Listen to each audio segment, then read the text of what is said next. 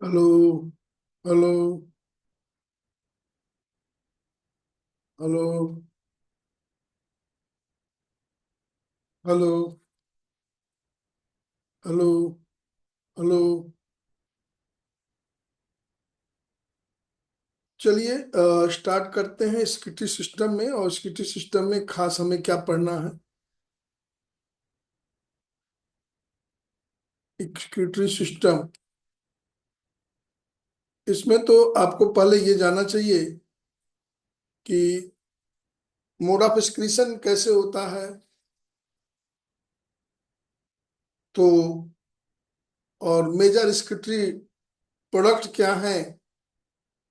तो अगर हम नाइट्रोजनस स्किटरी प्रोडक्ट की बात करें तो नाइट्रोजनस स्किटरी प्रोडक्ट या तो अमोनिया हो सकता है, या तो यूरिया हो सकता है, या तो यूरिक एसिड हो सकता है। अमोनिया जहां होगा वहां वाटर सफिशिएंट होगा। ये बहुत ही लेस टॉक्सिक होता है। टॉक्सिटी धीरे धीरे जो है हम कम करते जाएंगे। यहां से इसकी टॉक्सिटी कम हो जाएगी, यहां से इसकी टॉक्सिटी कम हो जाएगी। तो हाईली टॉक्सिक कौन है? हाईली टॉक्सिक जो है वो अमोनिया होगा। यूरिया जो है ये 1 लाख टाइम्स या इतना अपान इतना टॉक्सिक है अमोनिया का। तो इसको हम बॉडी में स्टोर कर सकते हैं। तो यूरिया कैन बी स्टोर्ड। और उससे भी कम टॉक्सिक है यूरिक एसिड, तो इसको और ज्यादा स्टोर कर सकते हैं। अब ये अमोनिया कहाँ एक्सक्रीट होगा? तो पानी जहां ज्यादा होगा तो प्रोटोजोन्स में, पोरीफेरंस में,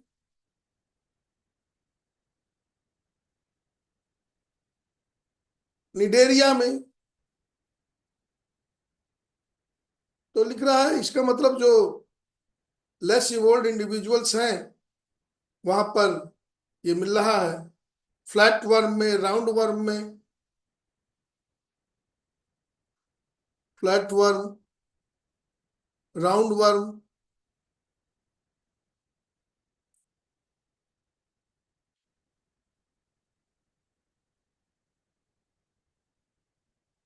राउंड वर्म में। इसके बाद अगर हम फिशेस की बात करें तो ये बोनी फिशेस में, क्योंकि फिशेस की बात आती है। बोनी फिशेस में जो फ्रेश वाटर बोनी फिशेस हैं, जो एम्फीबियंस हैं, उनका जो लार्वा है ने, उसमें अमोनिया एक्सक्रीट होता है। तो अमोनिया रिक्वायर्स मोर वाटर। ये गिल से जो है, गिल से अमोनियम आयन के रूप में,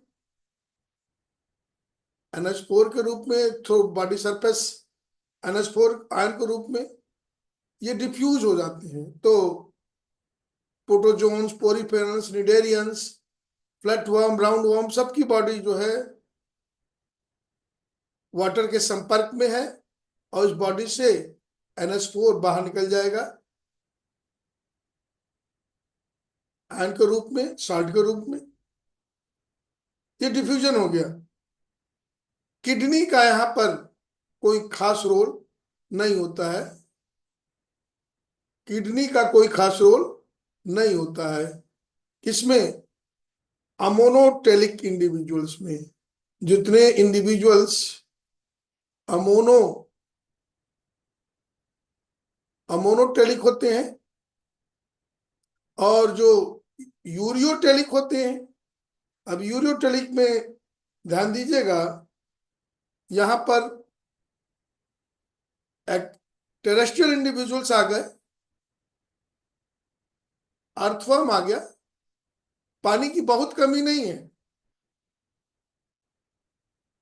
इलास्मोब्रैंक्स फिशेस हो गई,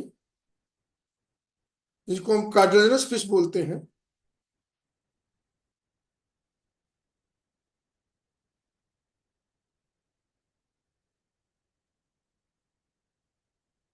इसमें आपका स्काल्यूडॉन आएगा, इसमें कुछ रेप्टाइल्स आएंगी, रेप्टाइल्स में जिनका संपर्क पानी से हो, टर्टल है,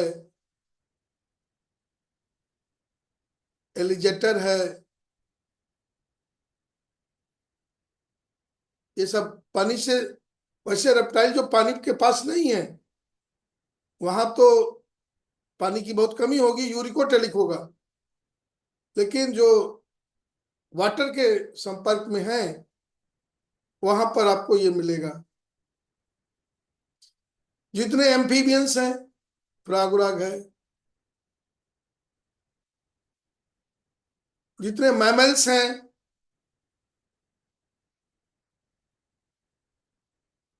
मैमल्स हैं, वहां पर यूरियोटेलिक होगा, याद रखिएगा। यूरियोटेलिज्म जो हम बोलते हैं, यूरियोटेलिक बोलते हैं। तो यूरियोटेलिक जो है ये टेरेस्ट्रियल के लिए है, लेकिन वाटर की कमी नहीं है वहां पर। अर्थवर्म है, कार्डियोनस फिशेस हैं, टर्टिल एलिगेटर है, एम्फीबियंस है, मैमल्स हैं, ये सभी यूरियोटेलिक होते हैं। और यूरिकोटेलिक में जहां पानी की बहुत कमी होगी, तो पानी की कमी हो गई तो बर्ड्स हो गए, स्नेक्स हो गए, लिजर्ड्स हो गई, कुछ इंसेक्ट हो गए जैसे कॉकरोच है, वहां पर यूरिकोटेलिक। और ये यूरिक एसिड क्रिस्टल के रूप में निकलता है। लेस वाटर इज रिक्वायर्ड, तो जहां वाटर कंजर्वेशन करना हो वहां यूरिकोटेलिक पाया जाता है। यूरिकोटेलिक होता है। यूरिकोटेलिक कौन होगा? ये होंगे। यूरियोटेलिक ये होंगे। तो ये याद रखिए इतना सा थोड़ा सा। तो इस तरह से नाइट्रोजनस वेस्ट के का कौन सा स्वरूप इस क्रिशन में होगा, तो अगर अमोनिया है, थोड़ा सा कंफ्यूजन फिश को लेके होता है। बोनी फिश में अमोनिया होता है, वहां उसका रोल नहीं होता है। इसके बाद देखें, क्वेश्चन पूछा जाता है कि ह्यूमन बीइंग में इस क्रिशन की बात आती है, तो यहां पर आपको नेफ्रॉन जानना जरूरी है, और यूरिन फॉर्मेशन कैसे होता है, यूरिन फॉर्मेशन के स्टेप्स कौन से हैं। तो इस स्टेप में आप, पहला स्टेप जो है अल्ट्रा फिल्ट्रेशन होगा।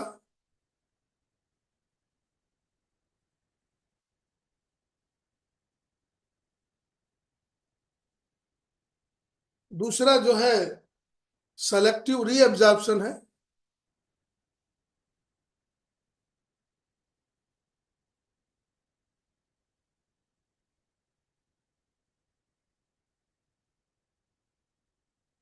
इसका भी बड़ा रोल है, सेलेक्टिव रीअब्जॉर्प्शन का। और फिर सिक्रीशन है, ये भी बड़ा रोल होता है। और फिर कॉन्सेंट्रेशन है।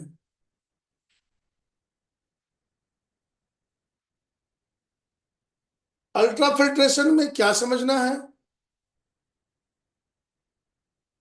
इसमें ये बोमन कैप्सूल और ये ग्लोमेरुलस के स्ट्रक्चर को समझना है।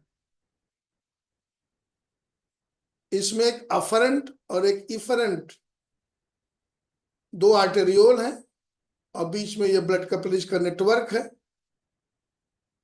ये अफरेंट है, अफरेंट आर्टेरियोल। ये है इफरेंट आर्टेरियोल।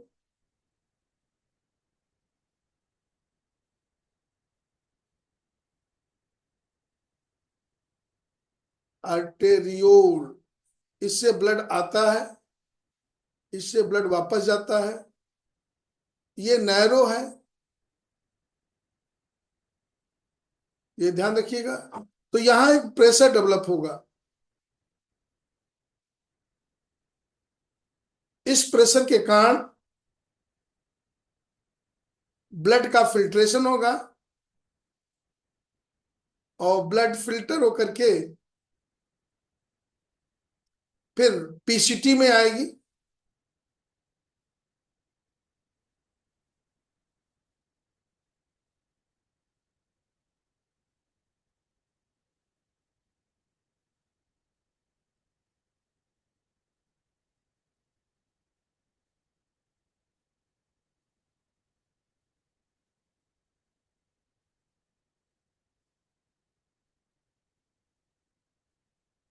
उसके बाद यहां पर हेनले लूप है, इसको भी लोग कायदे से नहीं समझ पाते हैं। फिर यहाँ डीसीटी है। अब इस चीज को थोड़ा सा समझिएगा। फिल्ट्रेट जो आया, अल्ट्रा फिल्ट्रेशन से फिल्ट्रेट कलेक्ट हुआ, यहाँ इसका रोल समाप्त हो गया अल्ट्रा फिल्ट्रेशन का। उस फिल्ट्रेट में सभी इसेंशियल चीजें हो सकती हैं। क्या क्या हो सकता है जो मैं लिख रहा हूं, ध्यान दीजिएगा। इसमें इसेंशियल में सोडियम हो सकता है, क्लोराइड आयन हो सकते हैं, ग्लूकोज हो सकता है, एमिनो एसिड हो सकता है,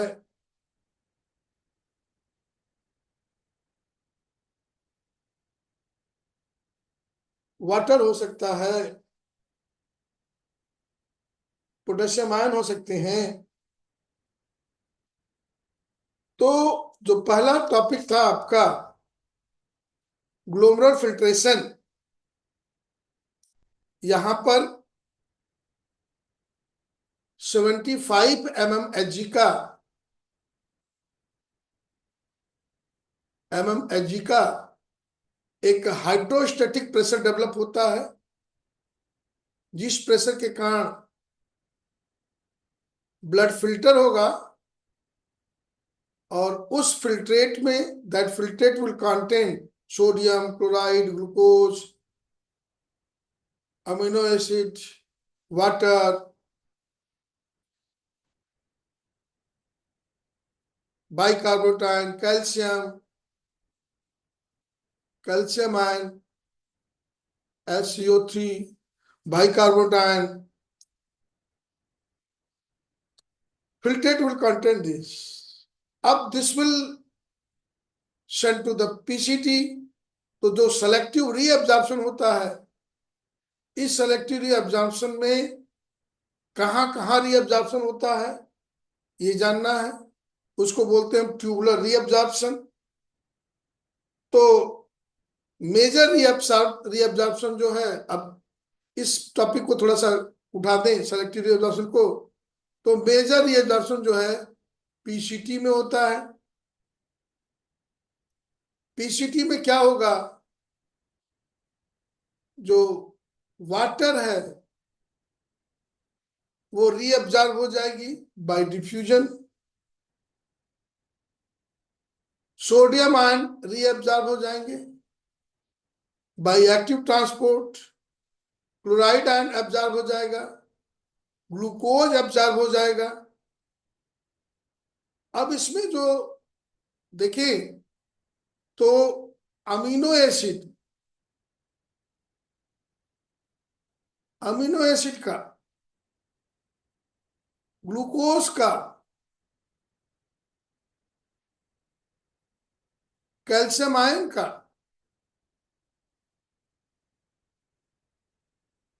इनका एब्जॉर्प्शन रीअब्जॉर्प्शन 100% हो जाता है, और यहां पर एक्टिव ट्रांसपोर्ट मोड काम आएगा।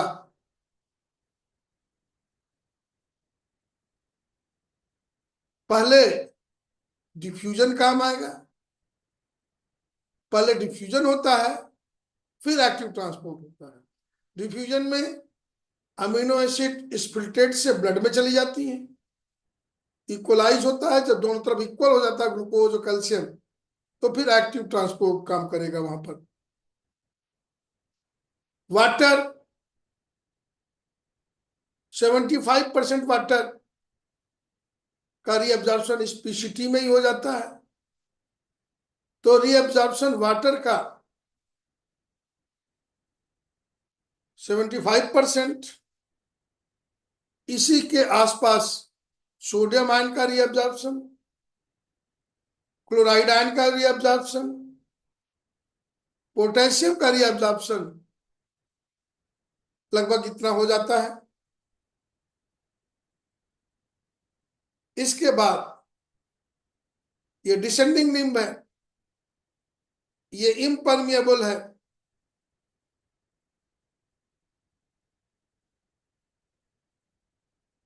ये इम्परमिएबल है, ये यहां पर वाटर का लॉस होता है केवल, H2O।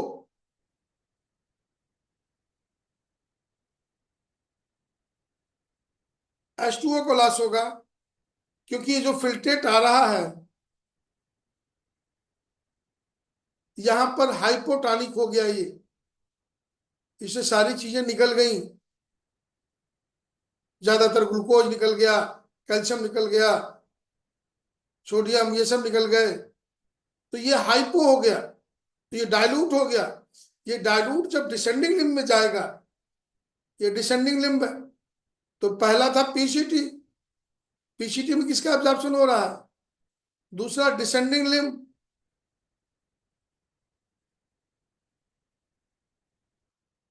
डिसेंडिंग लिम्ब, तो H2O का रीअब्जॉर्प्शन होगा, और इसकी जो असेंडिंग लिम्ब है ये वाली, यहां से सोडियम का रीअब्जॉर्प्शन होगा, क्लोराइड का रीअब्जॉर्प्शन होगा,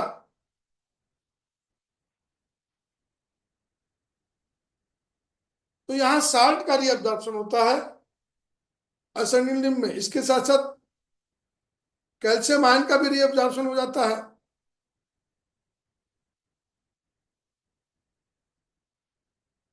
तो अब जो कंसंट्रेट हुआ था धीरे धीरे अब फिर डाइल्यूट हो जाएगा, ये हाइपो था फिर हाइपो हो जाएगा,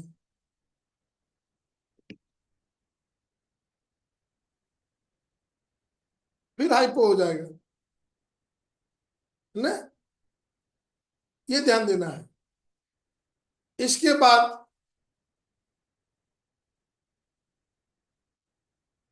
डीसीटी की बात आएगी, digital converter tubule. Digital converter tubules में यहां पर वाटर का रीअब्जॉर्प्शन होगा, यहां पर वाटर का रीअब्जॉर्प्शन होगा, उस वाटर के रीअब्जॉर्प्शन में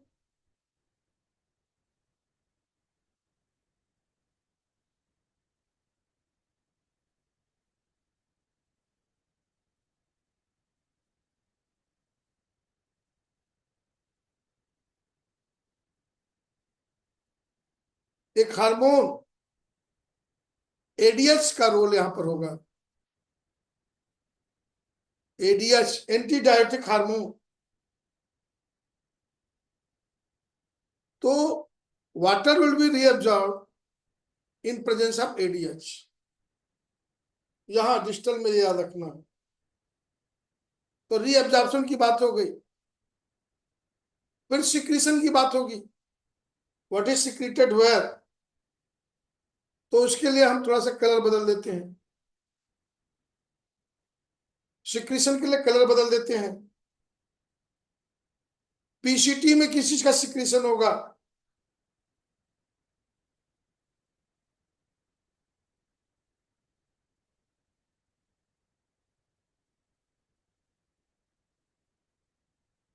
यहां पर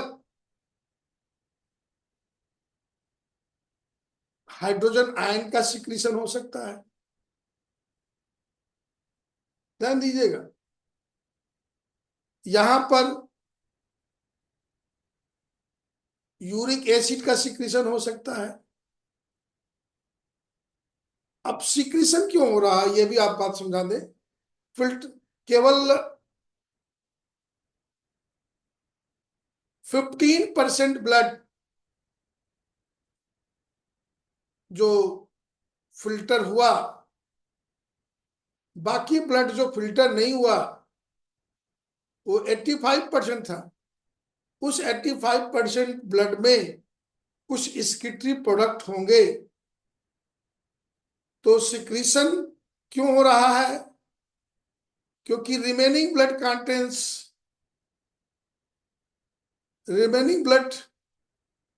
contains certain excretory material, तो that should be released in blood।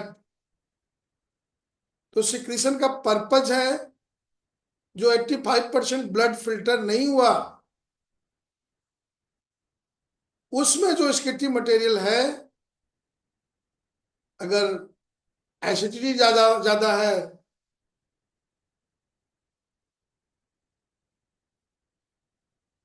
ठीक है, इसमें अमोनिया अगर है,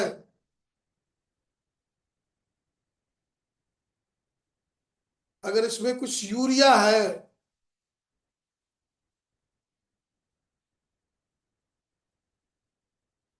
इसमें कुछ ड्रग्स हैं,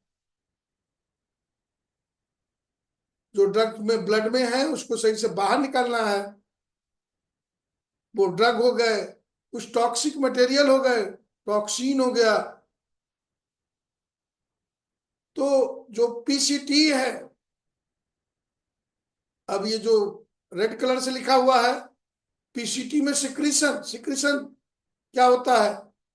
तो जो पीसीटी की जो सेल है और बगल में ब्लड कैपिलरीज का नेटवर्क है, तो ब्लड से वो पिकअप करके फिल्ट्रेट में डालेंगी, यूरिक एसिड डालेंगी, अमोनिया डालेंगी, यूरिया, यूरिक एसिड, ड्रग्स। तो ये सब सिक्रीशन जो है पीसीटी में होगा। तो पीसीटी के लिए ये हो गया। हेनले लूप में कोई सिक्रीशन नहीं है,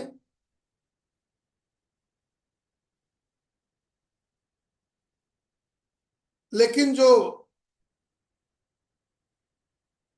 असेंडिंग हेनले लूप है, यहां पर यहां पर यूरिया का सिक्रीशन होता है, याद रखिए, मेजर यूरिया का।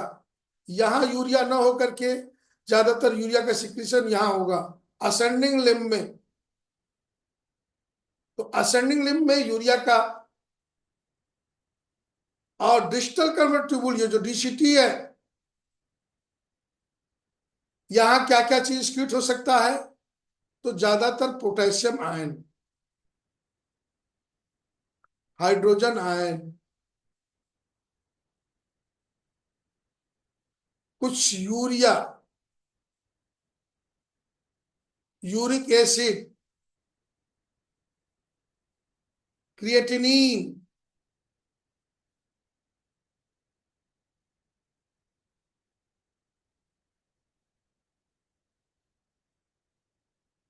क्रिएटिनिन का एक्सक्रीशन, यूरिया, यूरिक एसिड का एक्सक्रीशन डीसीटी में होता है, डीसीटी में। तो जो सिक्रीशन हो रहा है ब्लड से फिल्ट्रेट में डालना,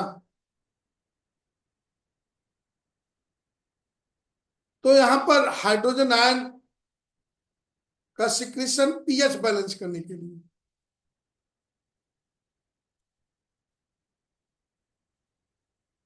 पीएच बैलेंस करने के लिए हाइड्रोजन आयन का सिक्रीशन, आयन बैलेंस करने के लिए पोटेशियम आयन का सिक्रीशन, जो एक्स्ट्रा यूरिया, यूरिक एसिड और क्रिएटिनिन ब्लड में है वो सिक्रिट हो जाएगा। तो ये पीसीटी में दोनों चीज यहां दिखाई हमने। पीसीटी में एक बात जानिएगा, जहां ब्लैक कलर से हमने थोड़ा सा नहीं किया है,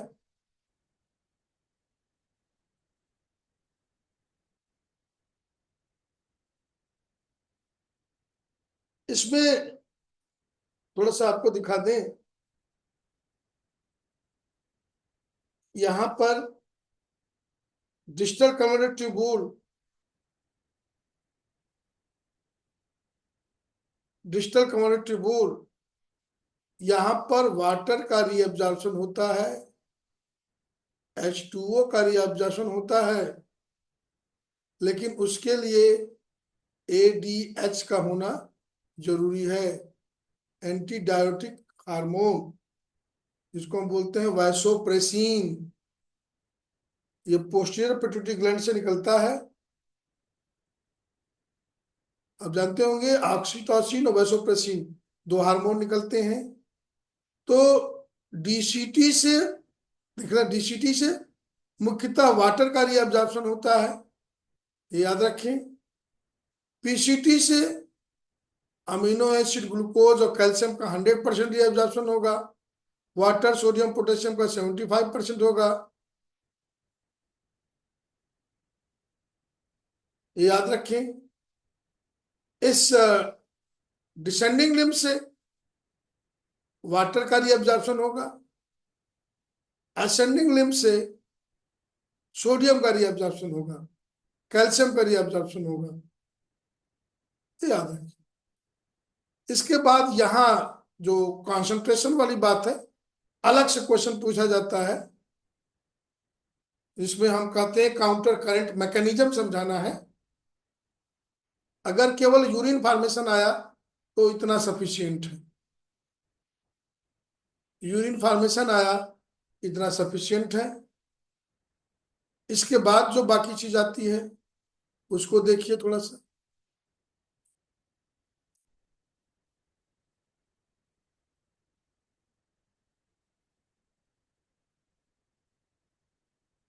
अब दो चीज समझानी है आपको, एक काउंटर करंट मैकेनिज्म समझाना है,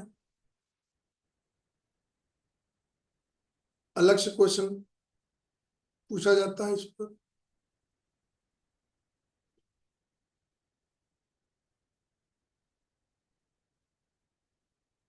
ये पीसीटी है, आगे डीसीटी होगी।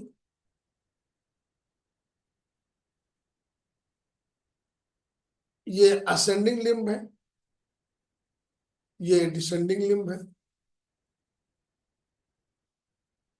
ये यहां पर वासा रेक्टा है, ये ब्लड कैपिलरी है।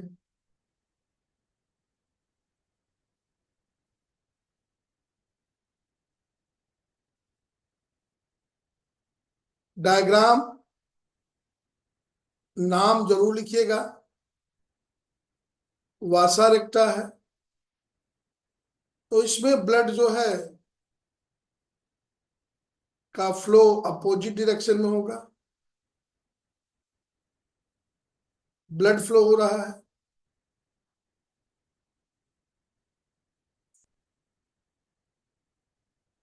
ये असेंडिंग लिम्ब है,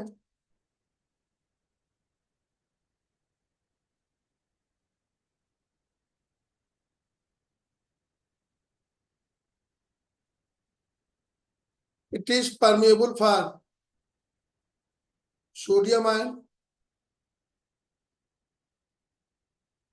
और ये जो डिसेंडिंग लिम्ब है it is permeable for water.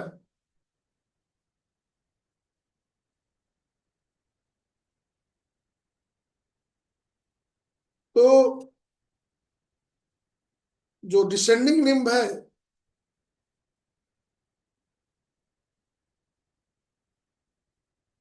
ये वाटर के लिए परमेबल है। अब ये काउंटर करंट क्या है, काउंटर करंट मैकेनिज्म क्या है?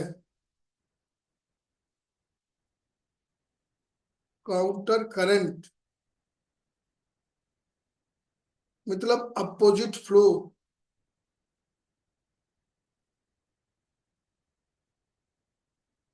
इसका अपोजिट फ्लो फिल्ट्रेट का, फिल्ट्रेट फ्लो स्लोली, ये याद रखना है। और ब्लड फ्लो फास्टली, यह दो चीजें। तो ब्लड फ्लो फास्टली, इस ब्लड फ्लो कर रहा वासा रेक्टा में अपोजिट डायरेक्शन में, तो this blood will carry sodium ion, chloride ion,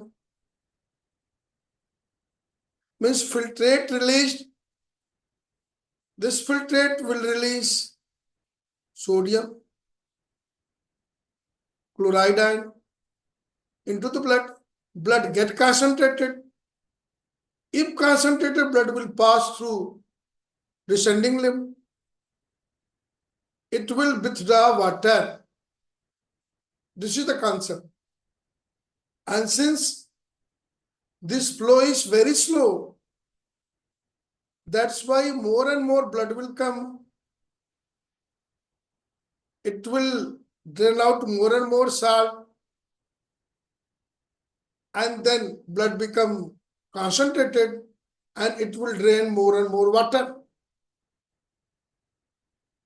तो काउंटर करंट मैकेनिज्म का कॉन्सेप्ट है to drain sodium chloride ion as well as to drain H2O,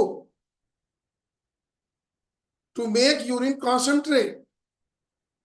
इस तरह से यूरिन कॉन्सेंट्रेट होगा, और जहां पर ये काउंटर करंट मैकेनिज्म पाया जाता है जिस नेफ्रॉन में, that nephron will conserve more water.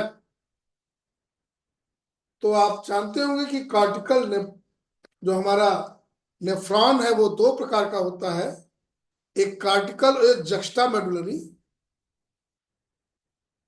Cortical nephron ये 85% पाया जाता है, इसमें ये चीजें उतनी विकसित नहीं होती। और जक्स्टा मेडुलरी जो है,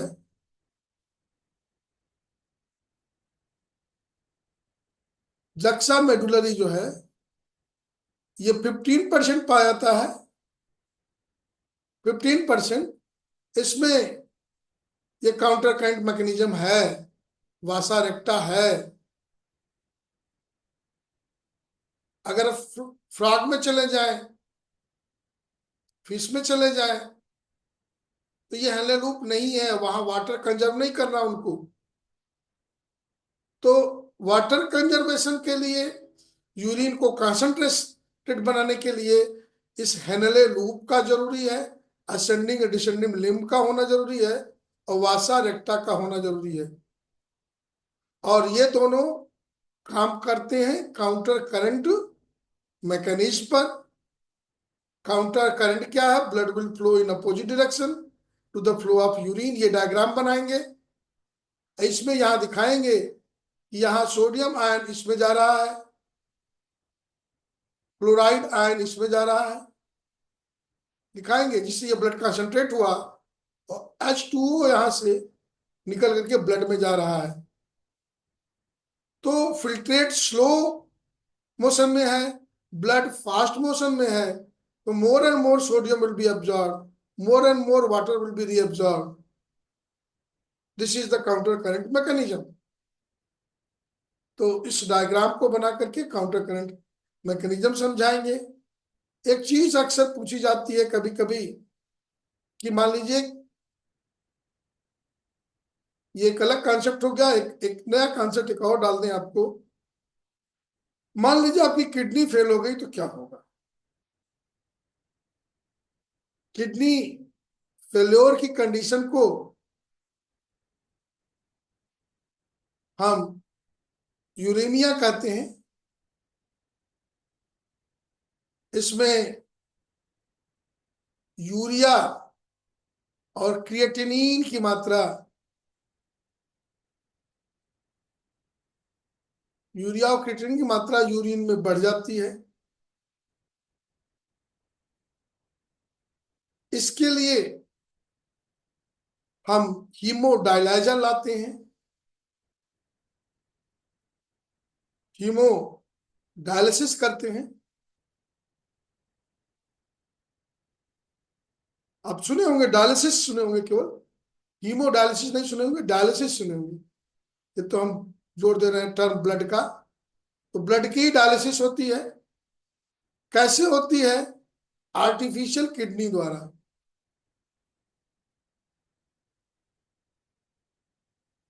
आर्टिफिशियल किडनी द्वारा, ये भी नाम आप, या इसको डायलाइजर बोलते हैं। इस डायलाइजर में क्या होता है? इसके लिए एक डायलिसिंग फ्लूइड होती है, एक डिस्पोजेबल डायलाइजर होता है। क्या क्या चीज इसमें चाहिए आर्टिफिशियल किडनी के लिए? तो ये एक सेलोफेन की बनी हुई,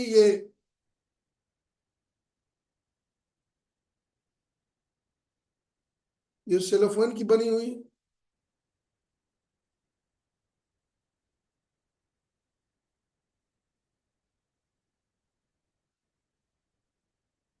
ये मान लीजिए सेलोफेन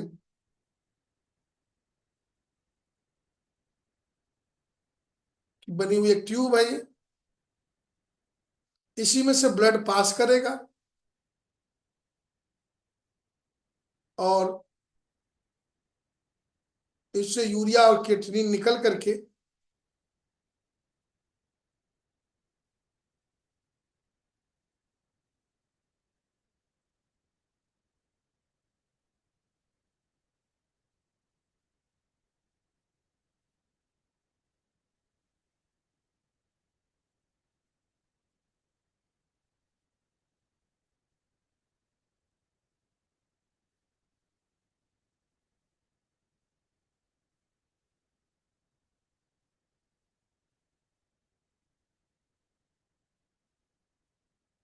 ये सिलोफेन का डायलाइजर है, डिस्पोजेबल डायलाइजर है ये।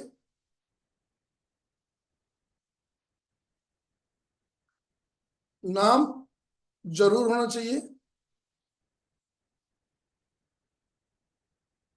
इसका इस्तेमाल केवल एक बार करते हैं और फिर इसको फेंक दिया जाता है।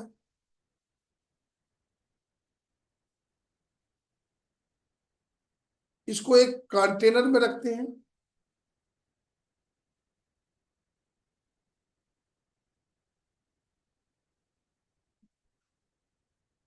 इसको एक कंटेनर में रखते हैं और इस कंटेनर में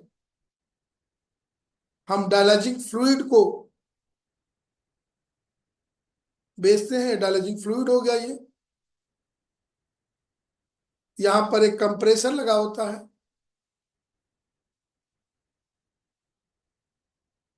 ये डायलाइजिंग फ्लूइड हो गया।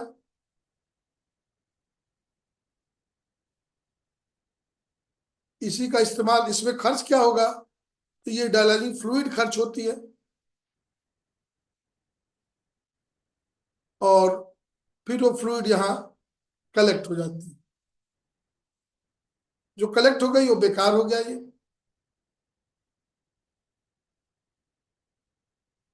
और फिर ये हम वापस ले जाते हैं। अब इसको हम रेडियल आर्टरी से जोड़ते हैं।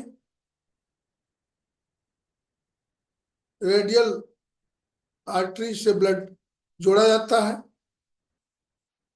इसमें हम हिपैरिन ऐड करते हैं जिससे ब्लड क्लॉट ना हो, और प्लस इसको कूल करते हैं। इसके बाद ये सेलोफेन डायलाइजर में ये पास होता है, इससे यूरिया, यूरिक एसिड, क्रेटिनिन इस फ्लूइड में डिफ्यूज हो जाता है। तो पर्पस क्या है इस डायलाइजर का, आर्टिफिशियल किडनी का? To release urea, uric acid, nitrogenous waste from the blood. तो blood is taken from the radial artery and that blood is mixed with heparin and then it is cooled, then it is passed to this disposable dialyzer,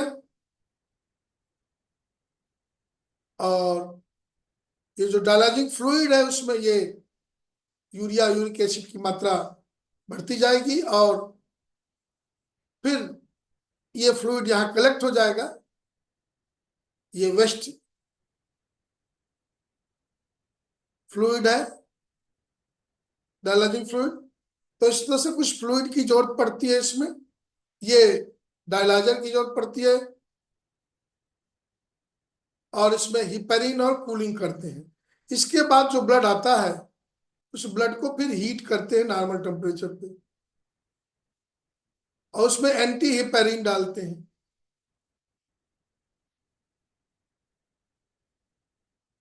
और फिर इसको when द्वारा वापस कर लेते हैं blood में, शरीर में।